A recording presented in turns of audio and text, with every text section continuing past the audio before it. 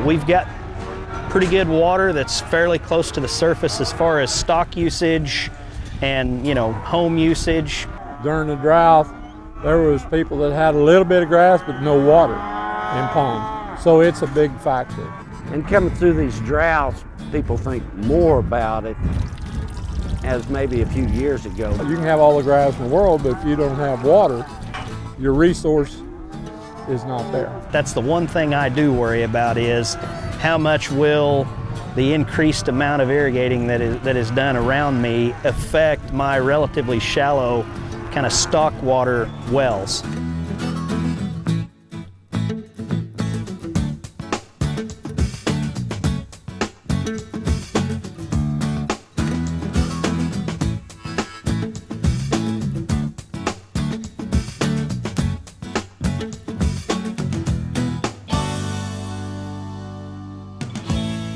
Hello everyone, and welcome to SUNUP. I'm Lyndall Stout. As you just heard from Alfalfa County, producers have pretty strong opinions about water. And with water becoming more of a precious commodity all the time, there's a lot of information to keep up with. So we begin today with some of the current issues in our state, along with a new concept of auctioning water. Now is the perfect time to talk water after summer rains and added moisture this fall. People tend to forget about the fact that Oklahoma is a pretty dry state, and currently the latest information from the climatologists is we may be entering into a 20 to 30 year period when we have, typically in a year, we have drier than usual weather. And that's a big concern for producers. With this in mind, we talked with folks at the Water Resources Center at Oklahoma State University, who keep tabs on what's going on across the state. First up, a battle with Texas over a plan to force Oklahoma to give up its water. Turned out the Supreme Court unanimously decided in favor of Oklahoma, so all Oklahomans now can breathe a sigh of relief. Now on the table, the controversial option to sell water to Texas as part of a multi-billion-dollar deal. And the concept of selling water on the local level is something water economist David Zetlin proposes in his book, The End of Abundance. It's a bit of a shocker sometimes when people realize there's not as much water as they thought there was. Zetlin spoke at this year's Governor's Water Conference and Research Symposium. We caught up with him at a lecture on the OSU campus where he explained his concept of an all-in water auction. It's just a different kind of auction. Is meant to make it easy to reallocate water from someone who owns it to someone who wants to buy it in the lowest, with the as easily as possible, and very importantly, make sure that the person who doesn't want to reallocate their water doesn't have to. The key, says Zetland, is to keep the auction close to home. What you get from this is the community gets as much value as it can out of the water being reallocated. No one is harmed, and it's an easy mechanism to use. Another hot water issue in Oklahoma right now, the Arbuckle Simpson, a federally designated sole source aquifer in the south central part of the state. They conducted this study, and the results of the study indicated that in order to prevent significant drops or a significant decrease in the water flow that this aquifer supports in streams and springs, that they were going to have to reduce the permitted amount of water, groundwater, people can pump out of this aquifer down to 10% of what was currently permitted. So it went from, the permits allow people to take 2 acre-feet of water out of the ground for every acre that they own, and that's on an annual basis. Now, the new rule is 0.2 acre-feet. That's a significant drop. This decision by the State Water Resources Board impacts both municipalities and agriculture. We need to have ways of reallocating water as flexibly as possible, because we're going to have to deal with shocks. We're going to have to deal with less. Without question, there are many options and opinions. But as we move forward, most agree it's critical to preserve what's already there. One of the things, though, we will have to get comfortable with is conservation. We want to talk now about water rights with our agricultural law specialist, Shannon Farrell. And Shannon, you and the team have worked on this Oklahoma Water Law Handbook. And one of the first things you do is sort out the two major classifications of water in Oklahoma. In Oklahoma, when it comes to allocating our water rights, we kind of divide our water into two big systems. Groundwater, which would just be the water that's underneath the ground that you own on the surface, and then stream water. And when we talk about stream water, we don't just mean water in streams or rivers, but we also mean lakes that were formed by damming a stream or river like the lake that we're on today. Okay, and if I'm thinking about water rights, what kind of things do I need to know? Okay, first off, a really important fact for Oklahoma landowners to bear in mind is that you can make use of your groundwater underneath the land that you own for what we call domestic uses, and you don't need a permit for that. That's just a natural right of owning the surface. And when we talk about domestic uses, we mean things like household uses, cooking, cleaning, sanitation. We mean watering orchards or gardens if they're for your personal use. Watering livestock if you're just carrying your livestock at the grazing capacity of your land. The same thing applies for stream water. If you own land on the stream, you can make use of stream water for those same uses, and you don't have to have a stream water permit.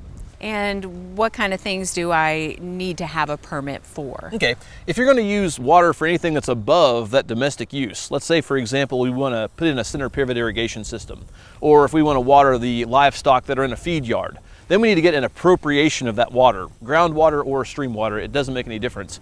We'll have to apply for a permit from the OWRB. And in that permit, what you'll do is you'll specify what you're using the water for, how much water you need, and then you'll show some calculations and data to support why you're asking for that amount of water. And in most cases, if you can support that, and there's enough water left to be allocated, you'll receive that allocation. After you've got that permit, then on an annual basis, you'll report how much water you're using so that OWRB can keep tabs on their water use statistics. Do you think for some landowners that reporting process and permitting process doesn't sit very well, because after all it is on their land? Right, and if you're a landowner, for example, and you're talking about your groundwater, you kind of feel like, well, I own the land, shouldn't I own all the water underneath it? And our legal system in Oklahoma as of right now does make some sort of an allowance for that. When we're talking about a groundwater application, for example, if I can prove the calculations and justify the request, the law says that the groundwater permit shall be issued. So in other words, they shouldn't try to obstruct that if you can prove that you've done the application process successfully. A little different on the stream water side of things, because in Oklahoma's legal system, stream water is regarded as a resource of the state. So what you're really doing when you're applying for a stream water permit is you're asking for some of the state's resource, and that's why that process is a little bit more difficult to complete than the groundwater process. That's an important distinction.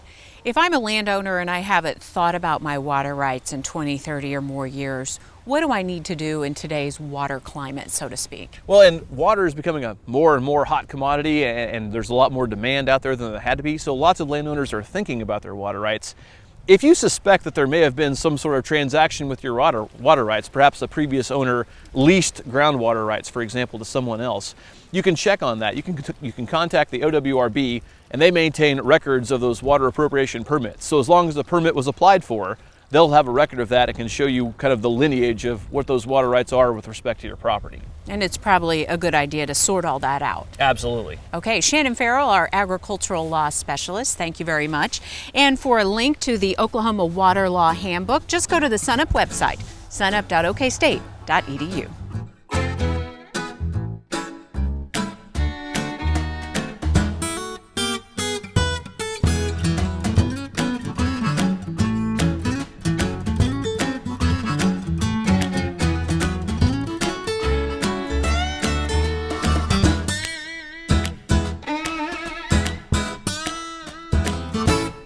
I'm Al Sutherland with your Mesonet Weather Report. Is weather one of those things that stirs your excitement, piques your interest? If so, consider making a short trip to Norman today, Saturday, November 2nd, to be a part of the annual National Weather Festival. This year's theme is focused on weather safety: prepare, respond, restore. The festival kicks off at 9 this morning, going to 1 this afternoon, and the weather will be perfect for strolling through the many outdoor displays. Today may be one of the largest gatherings of weather emergency response vehicles and professionals for a festival event. There will be tours of the National Weather Center forecast offices, exhibits, children's activities, weather balloon launches, and your Oklahoma Mesonet team. Visit with tornado experts. Are you interested in storm shelters? The National Storm Shelter Association will have a wide variety of storm shelters available. Come and meet meteorologists from Oklahoma's TV stations. Say hi to the Oklahoma City Thunder Girls and Thunder Drummers. At our Mesonet exhibit, let us show you how to get Mesonet on your cell phone, or find out how Mesonet data and products can keep you on top of weather changes. All of this and more will be at the National Weather Center in Norman on the corner of Highway 9 and Jenkins Avenue. The excitement starts at 9 this morning, Saturday, November 2nd, and goes to 1 p.m. this afternoon. Wednesday was an interesting day for dew point temperatures. Dew point is a measure of how much moisture a volume of air holds. An early morning map of dew point shows that most of the state came in between 65 and 67 degrees. The exception was the Panhandle with dew points in the 50s or lower. By evening, the drier air had moved south and east to a line from Mangum to Watonga to Enid. The dew point in Medicine Park rose to a high for the state of 69 degrees, while out in Boise City, the dew point was a paltry 26 degrees. Our map shows a band of high moisture, the dark green area, between slightly drier air to the east, the green area, and much drier air to the west. These dew points were close to 10 degrees above average maximums. Dew points this week in the upper 60s kicked off several rounds of spring-like storms. We hope to see you at the National Weather Festival and here again next week for the Mesonet Weather Report.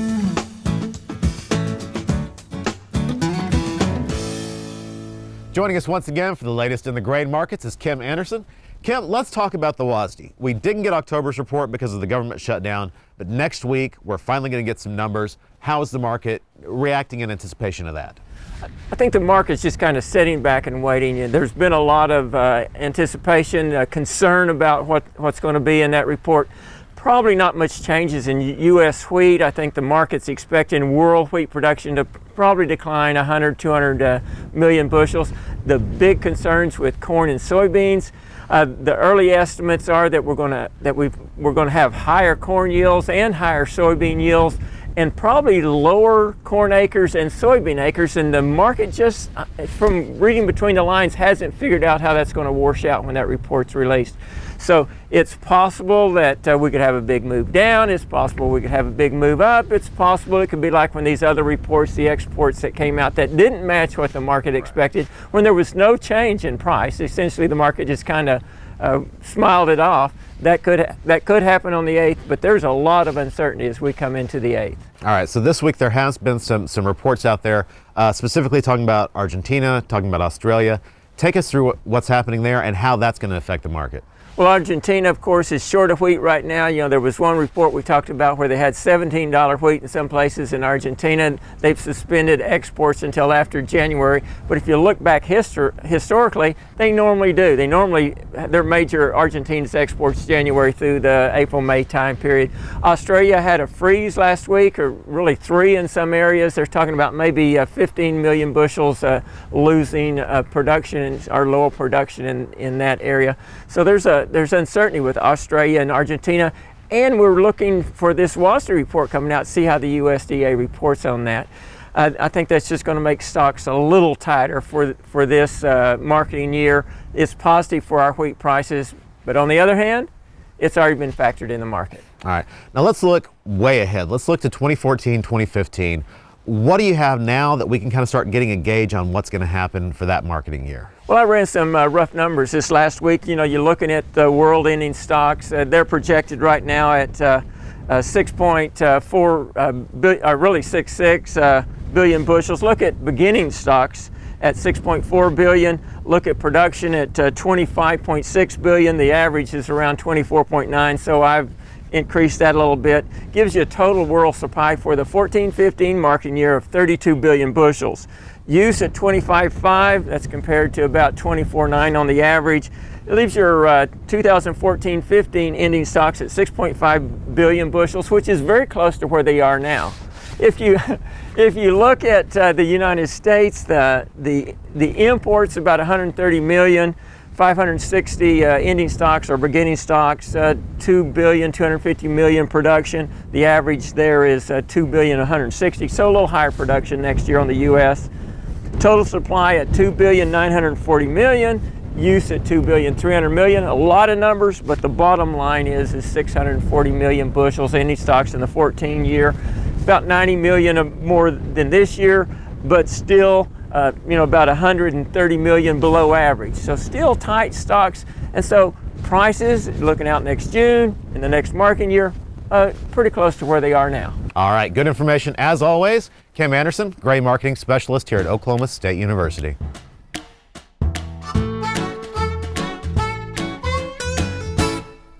Many areas of Oklahoma have been really fortunate this summer and to receive enough moisture that we could plant and get some wheat pasture to utilize as forage for cattle this winter.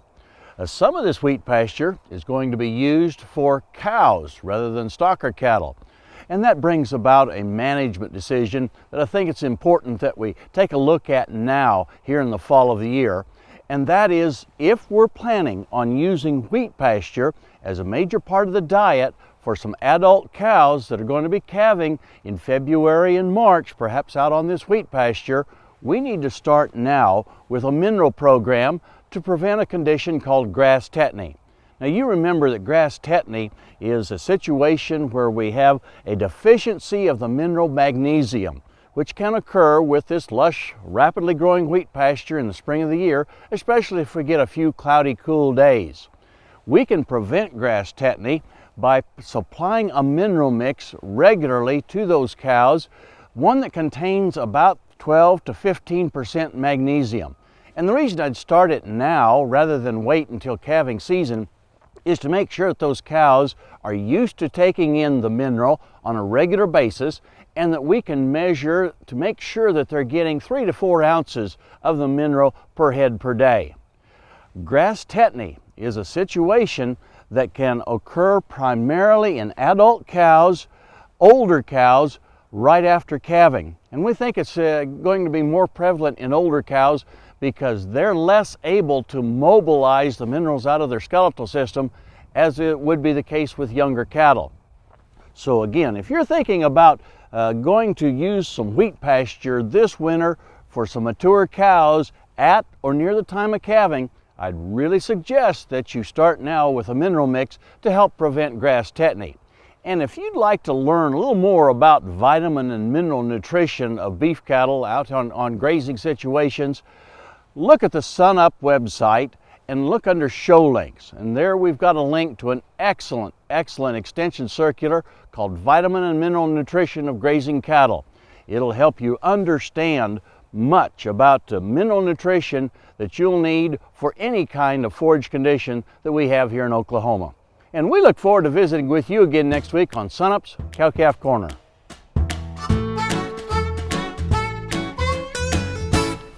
For more on cattle health and how insects could impact your herd, we traveled to Muskogee County. Here's SUNUP intern Mindy Andrus. On a foggy morning at Oklahoma State University's Eastern Research Station at Haskell, a team of scientists gather the herd and get to work. Well, we're doing a research project to determine if we can use fecal samples to determine a parasite infestation, especially ticks and hornflies. The old thing that we usually have to do is what you've been seeing is with me having to check the animal just to see what kind of level of tick infestation or take manual counts for hornflies. OSU's livestock entomologist Justin Talley has been working in collaboration with Texas A&M University to detect the stress in cattle from insects. This is pretty much one of the first projects that Dr. Pete Till has started down at Texas A&M. And he's working with some animal science faculty down there that are helping him analyze the fecal samples. While running cows through the working chute, Tally and his team collect the data, checking the number of flies, taking individual fecal samples, and looking at each cow's ears, neck, and tail pin for signs of ticks. Hornflies and ticks are a common problem in Oklahoma, and we have research data that shows that when you get above a certain level for hornflies, it's above 200 per animal, we see a decrease in the performance of that animal. So they don't gain as much weight when there's more than 200 hornflies on the animal. Tally hopes this research eventually leads to a sampling process that alerts producers to insect pressure, so the cattle don't need to be gathered or worked. Basically, essentially what they're having to do is just go out there, collect a fecal sample. They don't have to mess with the animals at all, and then once they do that, they can send it off for it to be analyzed, and then we can tell what level of stress is associated with the parasite infestation. In this project, Tally and his team are looking at cow-calf operations, but this research could be used in dairy, stocker, and feedlot situations as well. For SUNUP, I'm Mindy Andrus.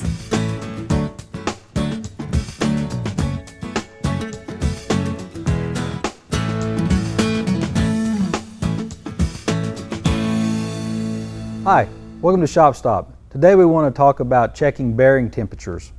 Okay, for example, you've got a piece of equipment that has numerous amount of bearings on it, and when one of those go out, you have the possibility of creating a fire that could basically burn up your equipment. So it's a good idea to check your bearings occasionally to make sure that they're not overheating. Yeah, we've certainly seen a lot of baler fires this year, and most of those are likely caused by bearings that have failed and overheated. But the big challenge is there's not some threshold temperature that bearings get to and all of a sudden it's going to start a fire. Once the bearing has failed, then it's going to continually get hotter and hotter and eventually have some sparks.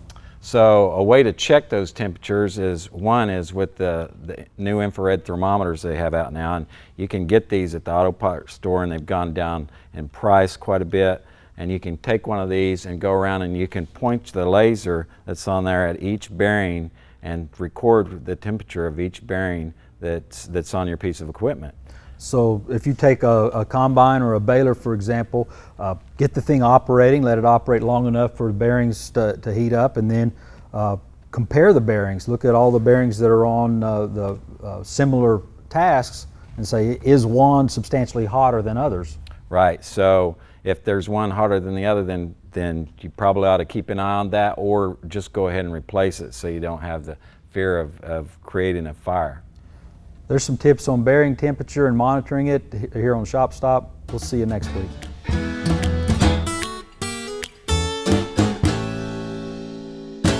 Now we want to tell you about an upcoming animal science event on the OSU campus, the 20th annual Totusek Lectureship on November 7th.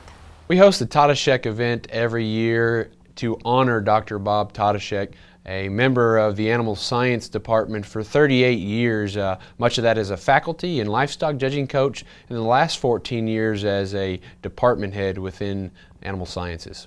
The event features a prime rib dinner that begins at 5:30, followed by a seminar at 6:30. This year we're actually hosting Donnell Brown from the R.A. Brown Ranch in Throckmorton, Texas. They're one of the largest seed stock operations in the country, and there he serves at the capacity as the seed stock and marketing manager for the purebred operation. If you would like to attend, all you need to do is RSVP, and you can find all the details on our website, sunup.okstate.edu.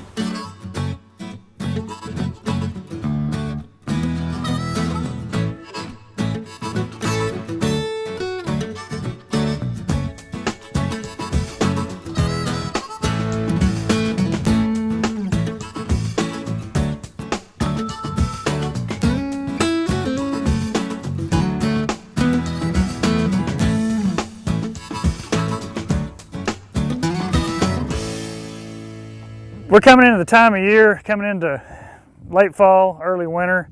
It's time to really start thinking about conducting prescribed burns are thinking about the areas that you're going to burn this coming spring.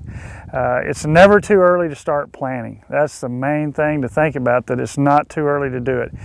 Because a good, properly conducted prescribed burn is not one that's thought of. You wake up one morning and go, hey, I think I want to burn this place, and you go out that afternoon and do it. That's a recipe for disaster and problems. So again, a good prescribed burn is one that's planned out. What we want to do is take the time to think through about what we're going to do, how we're going to do it, and where we're going to do it. That's probably one of the most important things to do, is figure out where's our burn unit going to be? What are the boundaries of it going to be? How big an area are we wanting to burn? And then think about what are our goals and objectives that we're trying to accomplish with this fire. You know, that may be for livestock production, it may be for wildlife habitat improvement, again, maybe control of eastern red cedar, or again, maybe a combination of all three of what you're going to do. So then you get those goals and objectives down. And then we need to start the planning process, and then we can also start working out in the field and start mowing fire lines, getting things prepared. Maybe a thing that we have to bring in some heavy equipment to push some brush to make a better fire break. Do that. That's stuff that we want to get done early and well ahead, so that we're not trying to rush and get it done in that spring. So everything's ready to go when we get the good weather, the proper conditions, the crew together. Everything can be burned simply and easily if we plan ahead. On the planning process, if you're not familiar with writing fire plans and how to do it, again, contact your local county extension agent or the local NRCS office. They'll be glad to assist you with writing and helping you with fire plans to help you get started. And again, now's the time to start planning for those burns and getting things ready. That'll do it for us this week. Remember, you can find us anytime at sunup.okstate.edu. You can also follow us on YouTube and other social media. I'm Lyndall Stout. Have a great week, everyone, and we'll see you next time at SUNUP.